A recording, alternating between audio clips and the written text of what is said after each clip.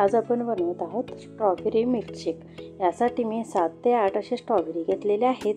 इथं वाटीमध्ये मी पाणी घेतलेलं आहे आणि पाणीमध्ये हे स्ट्रॉबेरी असं छान आपल्याला धुवून घ्यायचं आहे। म्हणजे यावर जी घाण वगैरे किंवा धूळ किंवा असे छोटे कण असतात ते सगळे असे निघून जातात। तर बघा, यांना छान धुतल्यानंतर मिक्सरच्या ज्यूसच्या भांड्यामध्ये किंवा मिक्सरच्या छोट्या भांड्यामध्ये असे हे स्ट्रॉबेरी आपल्याला घालून घ्यायचे आहेत आणि यामध्ये चवीनुसार साखर आपल्याला घालायची आहे।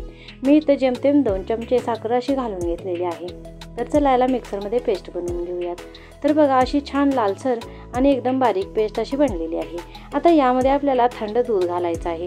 मी इथं फ्रीजमध्ये ठेवलेलं थंड दुधाचा यूज केलेला आहे। तर बघा, दूध घातल्यानंतर याला अजून एकदा असं आपल्याला फिरवून घ्यायचं आहे। तर मी इथं दुधाचं प्रमाण असं घेतलेलं आहे। तुम्ही तुमच्या इच्छेनुसार दुधाचं प्रमाण कमी किंवा जास्त घेऊ शकता। तर चला या ग्लासमध्ये आपण याला असं थंड सर्व करूयात। तुम्ही पाहिजे तर यामध्ये आईसचे तुकडे सुद्धा घालू शकता आणि तुम्ही यामध्ये सब्जा बीज सुद्धा घालू शकता। तर बघा, इथे मी असं ज्यूस घातलेलं आहे आणि इथं वरून मी असं कट केलेला स्ट्रॉबेरी सुद्धा लावलेला आहे आणि काही स्ट्रॉबेरीचे तुकडे मी असे थोडे कट केलेले आहे। तर चला ते सुद्धा आपण असे यामध्ये घालून घेऊयात। म्हणजे स्ट्रॉबेरी मिल्कशेक पिताना आपल्याला याचा जो स्वाद आहे खूपच छान लागतो। तर पल्लवी लाईफस्टाईल मराठी चॅनलला लाईक करा, शेअर करा आणि सबस्क्राईब तर कराच करा आणि बेल बटन दाबायला विसरू नका। Thanks for watching. धन्यवाद। हाय, आज आपण बनवत आहोत स्ट्रॉबेरी मिल्कशेक।